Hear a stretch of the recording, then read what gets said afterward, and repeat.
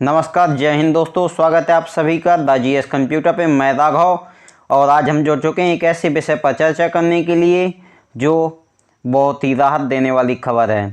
तो ये खबर है कि भारत में पेट्रोल और डीजल की कीमतों पर लगाम लगने वाली है और ये बयान देश के ऑयल मिनिस्टर हरदीप सिंह पुरी जी ने दिया है, जो कि इन्होंने कहा है कि अगर तेल की जो कंपनियां हैं वो अपने लॉसेस से उभर चुकी हों तो वह जो है तेल और पेट्रोल और डीजल की कीमतें कम कर दें। तो ये बयान है जो कि इन्होंने दिया है। तो जानते हैं कि क्या है पूरा खबर।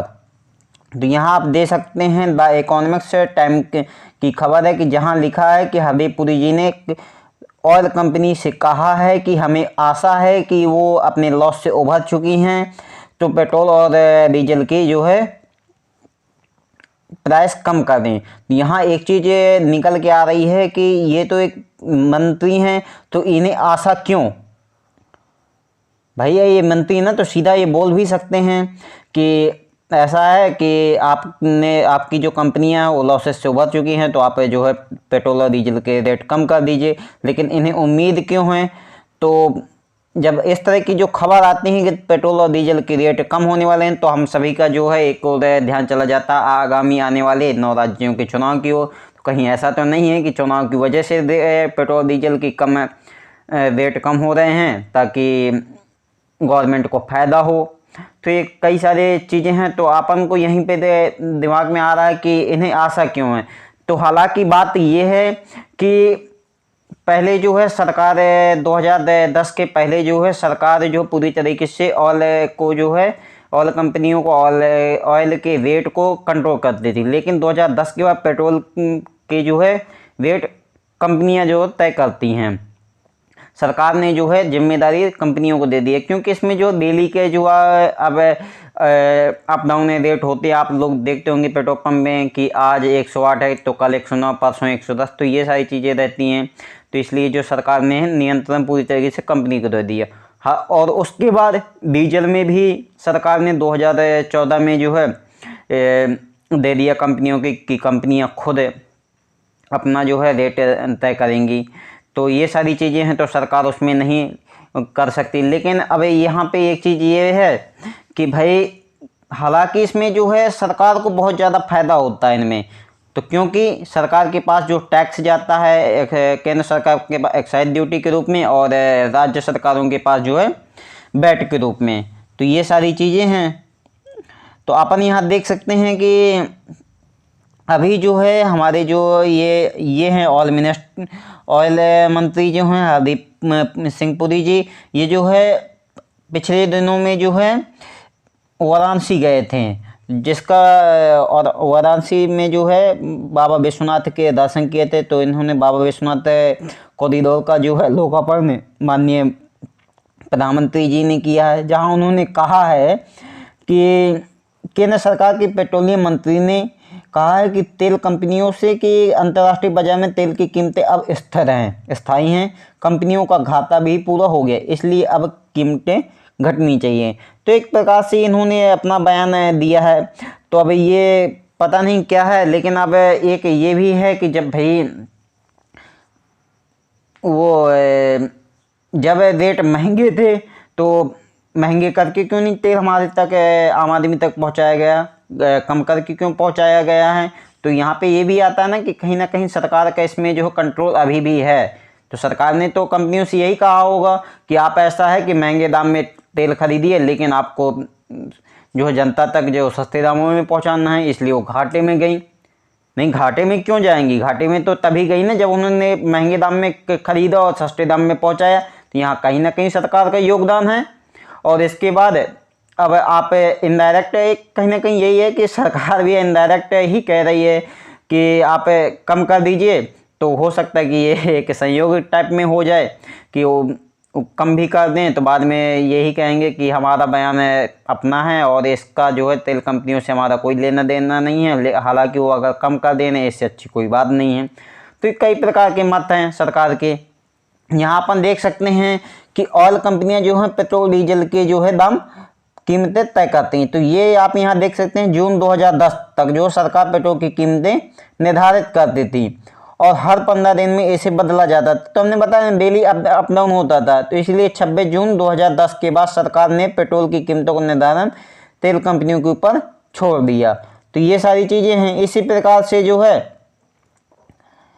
प्रकार से डीजल में भी यही है कि 2014 तक डीजल की कीमतें भी सरकार नियंत्रित करती थी, लेकिन इसके बाद 19 अक्टूबर 2014 से सरकार ने ये काम भी तेल कंपनियों को सौंप दिया। तो ये सारी चीज़ें हैं। तो कंपनियां ही जो तेल की कीमतें तय करती हैं। अब यहाँ पे देखते हैं घाटा किस प्रकार से हुआ है। तो तेल की कंपनियां, चाहे वो इंडियन ऑयल हो, भारत पेट्रोलियम हो, हिंदुस्तान पेट्रोलियम हो, ये तीनों कंपनियों ने जो है अप्रैल से सितंबर के 2020 के बीच 21,201 करोड़ रुपए के नुकसान होने की बात कही थी। कब कही थी? अप्रैल से सितंबर के बीच 2022 में। तो इतना जो है उनको जो है घाटा हुआ 21,201 करोड़ रुपए का जो है घाटा इन तीनों कंपनियों को हुआ है, जिसमें अपन देखें कि इंडियन ऑयल को 2400 करोड़ और भारत पेट्रोलियम को 1800 और हिंदुस्तान पेट्रोलियम को 800 करोड़ का जो है अब फायदा हुआ है। अब पहले टोटल 21,201 करोड़ का घाटा हुआ था, लेकिन बाद में अक्टूबर से दिसंबर के बीच में इन तीनों को जो है भारी मात्रा में जो है फायदा हो गया। इसलिए जो है सरकार के जो केंद्रीय मंत्री हैं हरदीप पुरी जी, ऑयल मिनिस्टर, उन्होंने कहा है कि घाटे से उभर चुकी हैं, तो इसलिए जो है अब कीमतें जो हैं कम होनी चाहिए। तो ये सारी चीज़ें हैं। तो अब अपन देखते हैं कि सरकार का जो खजाना किस प्रकार से इसमें भरता है। तो यहाँ सरकार के खजाने की बात करें तो सरकार के पास जो है टैक्स की ही बात कर लें पहले, तो सरकार के पास जो है कमाई के जरिए यही कि पेट्रोल डीजल के रूप में जो है सरकार के पास टैक्स आता है, जिसमें जो है पेट्रोल डीजल का जो केंद्र सरकार का जो टैक्स लेती है उसे एक्साइज ड्यूटी कहते हैं। वही राज्य सरकार जो टैक्स लेती है उसे बैट या सेल टैक्स कहते हैं। तो ये सारी चीज़ें हैं। तो अपन अगर देखें ना कि तेल की जो कीमत का एक बड़ा हिस्सा जो है टैक्स का वो सरकार की जेब में जाता है। मान लीजिए जैसे आप तेल की कीमत वर्तमान में 100 रुपया है, तो उसमें से 52 रुपया समझ लीजिए कि आधा रुपया जो सरकार की जेब में जा रहा है, यानी कि 50 रुपये का तेल है। समझ रहे हैं? 50 रुपये का तेल है, यानी कि आधे से ज़्यादा जो है सरकार के पास रुपया जा रहा है। तो अब सरकार बोल देती है कि अंतर्राष्ट्रीय में बढ़ गया और वेट बढ़े हुए हैं, ये है वो है। तो भाई अपनी वेट कम कर लीजिए ना, अपना टैक्स कम कर लीजिए। जनता को क्यों मार रहे हैं? इस तरह में जनता की तिजोरी खाली होती है और सरकार की तिजोरी जो है भरती है। तो यही है। और इसमें जो है आम लोगों की जेब भी खाली हो जाती है और आम आदमी जो है परेशान होता है। वही अगर सरकार चाहे तो टैक्स में कटौती करके आम आदमी को जो है राहत दे सकते। अगर आप बात करें कि इसमें जो है दाम किस प्रकार से निर्भर करते हैं, किन वो कौन सी बातें हैं जिनमें जो पेट्रोल डीजल के दाम जो है निर्भर करते हैं। तो अपन देखें कच्चे तेल की कीमत, कच्चे तेल की जो कीमत हो तो इसमें जो दाम निर्भर करते हैं कि कितने रुपए में जो है अपन कच्चा तेल खरीद रहे हैं, तो एक ये कीमत। दूसरा, रुपए के मुकाबले अमेरिकी डॉलर की कीमत। तीसरा जो है सबसे बड़ा मुद्दा यही है कि केंद्र राज्य सरकारों द्वारा वसूला जाने वाला भारी मात्रा में टैक्स, यही सबसे बड़ा पॉइंट है जिसमें जो है कि ये दाम बहुत ज़्यादा बढ़े होते हैं तेल के और सरकार की तिजोरी लगातार भरती रहती है। चौथा, देश में फ्यूल की मांग, जनसंख्या वाहन भी है तो इसमें जो फ्यूल की मांग है। अगला अपन देखते हैं कि यहाँ अपन देख सकते हैं कि पेट्रोल डीजल पर लगने वाले टैक्स से केंद्र और राज्य सरकार को जमकर कमाई है। मैंने बताया ना कि इनकी तिजोरी बहुत भरी हुई है, बस जनता को बेवकूफ़ बनाए रहते हैं और जनता बेवकूफ़ बनती जाती है। यहाँ अपन देखें पिछले 7 सालों के दौरान इस टैक्स में राज्यों की कमाई जो है कई गुना बढ़ गई है। यहाँ आप देख सकते हैं कई गुना पिछले 7 सालों में जो है कमाई बढ़ी है। यहाँ अभी सबसे ज़्यादा जो टैक्स महाराष्ट्र में वसूला जा रहा है। अगर अपन यहाँ देखें तो केंद्र सरकार ने 2014 में पेट्रोल पर जो है 9.48 प्रति लीटर एक्साइज ड्यूटी लेती थी, जो जून 2020 में बढ़कर 32। तो अब देखिए कितना ज़्यादा बढ़ गया कि जहां 2014 तक सरकार 9 रुपया लेती थी, 9.5 रुपया, अब यहाँ पे लगभग 33 रुपया यहाँ पे बढ़ गया 2020 में। अब आप देखिए पर लीटर हो गया है। तो यही सारी चीजें हैं। अब अपन आगे देखें अगर, तो अब सरकार की कमाई का भी देख लें अगर, तो 2014 में पेट्रोल डीजल की एक्साइज ड्यूटी से केंद्र ने जो 1,15,000 करोड़ रुपए कमाए थे, वही राज्यों ने जो है 1,37,00,000 रुपए। अब वही कीमत पता है बढ़ के कितनी हो गई, 2,32,00,000 करोड़ रुपए, मतलब डबल से भी ज्यादा। राज्य सरकार का भी जो है 1,89,000 करोड़ रुपए है। तो ये देखिए, ये है कमाई का जरिया। और जनता को जो है बेवकूफ़ बनाया जा रहा है कि नहीं है, वहाँ अंतर्राष्ट्रीय स्तर में जो है तेल की कीमत, कच्चे तेल की कीमत है। तो लोगों को भी जागरूक होने की ज़रूरत है। और कहीं ना कहीं यही लगता है कि आगामी आने वाले चुनावों की वजह से ही ये बयानबाजी चल रही है। तो ये है। अब अपन देखें जो है खासतौर पर कोरोना काल में शुरू होने वाले, अब कोरोना टाइम में देखें कि फरवरी 2020 से मई 2020 तक 4 महीने में केंद्र ने पेट्रोल की एक्साइज ड्यूटी 13 रुपये लीटर और डीजल जो है 16 रुपये लीटर तक की बढ़ोतरी करी। यानी कि अब देखिए इन्होंने जो है कोरोना काल में, जहां देश कोरोना से जूझ रहा था, उस समय में भी जो है इन्होंने जो है जनता को नहीं बख्शा। राज्य सरकार हो चाहे वो केंद्र सरकार हो, कोई भी हो, तो उन्होंने उस समय भी बख्शा नहीं है, लगातार जो है टैक्स बढ़ाते रहे हैं। अब अपन देखते हैं कि अपन के मन में आता है कि कब क्या चीज़ें हुई, तो अपन देख सकते हैं कि कब कब जो है रेट बढ़े हैं और घटे हैं। यहाँ आप देख सकते हैं कि मई 2014 से अपन देख सकते हैं यहाँ तक, और जनवरी 2023 तक है। तो जनवरी 2023 में अभी का 89 रुपया का जो है डीजल है, और पेट्रोल जो है 96 रुपया का है। तो ये सारी चीज़ें हैं। जबकि 2014 में जो है 71 रुपया था, और डीजल जो कि 56 रुपये का, अब जो कि 90 के पास है। तो कई राज्यों में 90 की भी पार है। ये सारी चीज़ें हैं। अब अपन देखते हैं कि सरकार की कमाई कितनी हुई है। तो साल दर साल देखिए कि सरकार की कमाई कितनी हुई। 2014-15 में केंद्र सरकार की जो एक्साइज ड्यूटी में 1,15 लाख रुपए थी, वही राज्य सरकार उनको 1.37 लाख थी। वही अब जाके बढ़ गया है केंद्र सरकार की 3.63 लाख रुपए। वही राज्य सरकारों की जो है 2,56,000 करोड़ रुपए जो है, इतनी जो है कमाई जो है तिजोरी भरती जा रही है। और जनता जो है गरीब से गरीब होती जा रही है, जनता परेशान होती जा रही है। जनता से इन लोगों को कोई भी लेना देना नहीं है। अब अपन देखें कि शहर बाई शहर भी देख लेते हैं कि शहर में कितना का रेट चला। तो अपन अब कैपिटल, देश की कैपिटल की बात करें, वहाँ पेट्रोल 96 है, डीजल 89 का है। उसी तरह मध्य प्रदेश की कैपिटल की बात करें तो वहाँ पे पेट्रोल तो और भी ज़्यादा 108 है। मामा के राज्य में ये हाल है। तो बताइए, हम एक तो मामा कहते हैं कि हम जनता को बहुत खुश रख रहे हैं, कहाँ जनता को खुश रख रहे हैं, स्टूडेंट को और मारे डाल रहे हैं। तो ये सब डीजल में जो है 93 का है। तो ये सारी चीज़ें हैं। तो कहीं भी हो, आप कहीं भी देख सकते हैं कि यही रेट सभी जगह चल रहा है। तो अब आगे अगर देखें, अब यहाँ पे जो सबसे ज़्यादा जो है पेट्रोल का रेट जो है मामा के राज्य में है। तो अपन यहाँ ये चीज़ें देख ली कि कितनी महंगाई है, किस कैपिटल में कहाँ पे जो कितना रेट चल रहा है। और अपन देखते हैं, अब अपन को कुछ चीज़ मिसिंग भी इसमें लग रही होगी। वो मिसिंग क्या है? अपने पुतिन चाचा। क्योंकि अगर तेल की बात हो रही है और पुतिन साहब का नाम ना आए, ये कहीं ना कहीं भाई गलत है।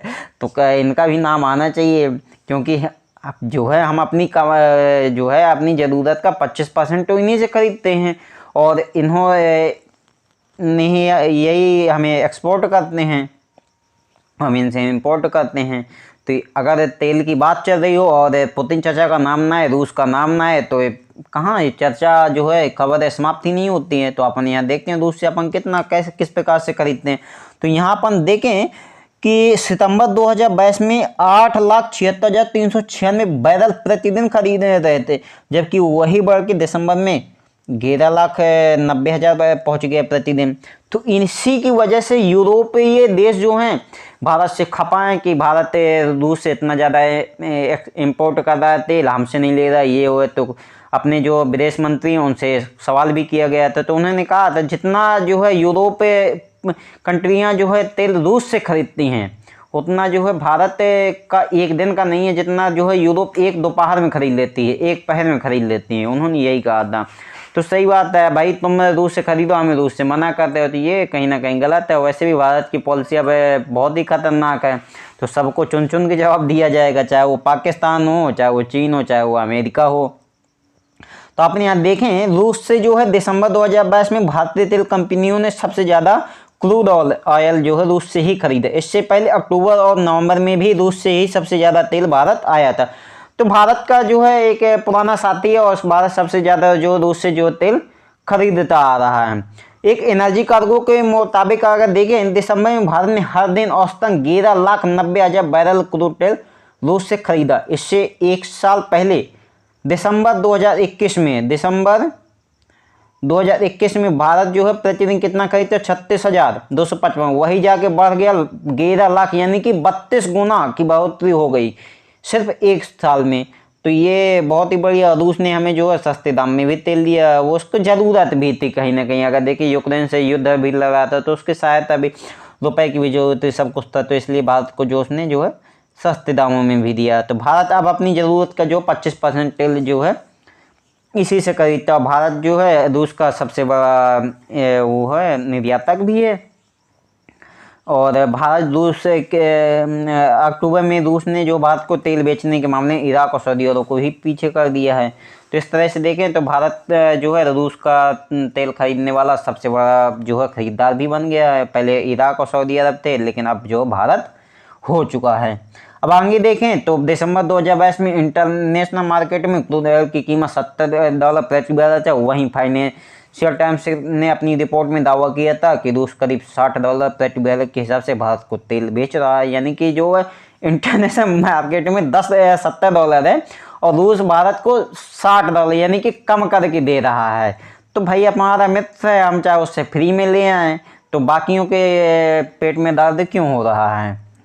तो सिंपल सी अब आपके मन में ये आ गया, तो भाई आपने तो ये सबको समझा दिया कि सरकारों की कमाई किस प्रकार से होती है, सरकारों की जो है तिजोरी किस प्रकार से बढ़े, रूस से हम किस प्रकार से खरीदें। लेकिन आप ये बता दीजिए कि भाई आम आदमी तक किस प्रकार से तेल पहुँच रहा है। तो चलिए हम बताते हैं कि सबसे पहले जो है विदेशों से कच्चा माल इम्पोर्ट किया जा रहा है। दूसरा तेल कि कच्चे तेल को जो पेट्रोल और डीजल में जो है क्या किया जाता है, रिफाइन किया जाता है।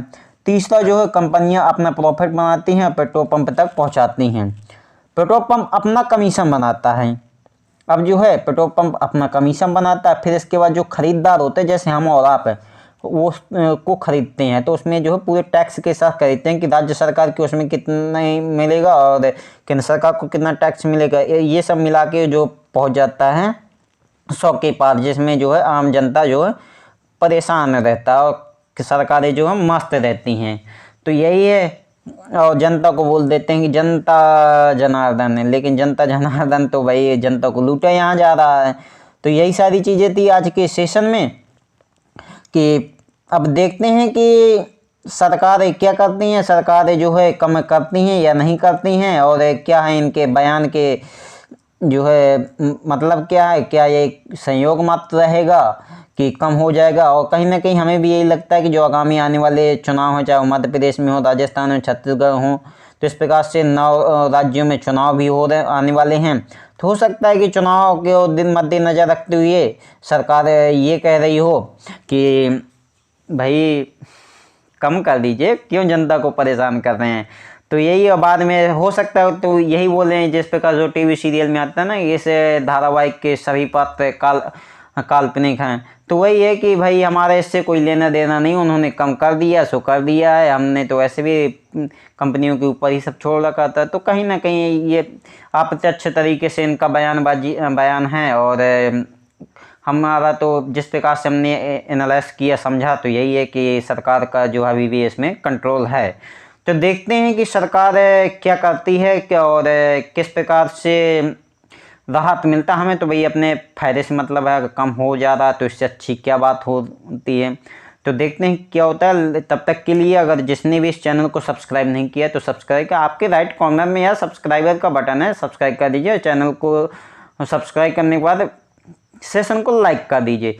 देखिए आप लोगों के लिए हम इतनी मेहनत करते हैं और सेशन तैयार करते हैं, तो यार छोटी तो हेल्प होनी चाहिए। हमारा छोटा सा परिवार है, इसको बड़ा परिवार बनाना है ना भी, और आपके लिए इतनी ज़्यादा हम मेहनत भी कर रहे हैं। तो आप लोग अपना भी प्यार बनाए रखिए और हम भी मेहनत इसी तरह करते जाएंगे। ठीक है, तब तक के लिए जय हिंद।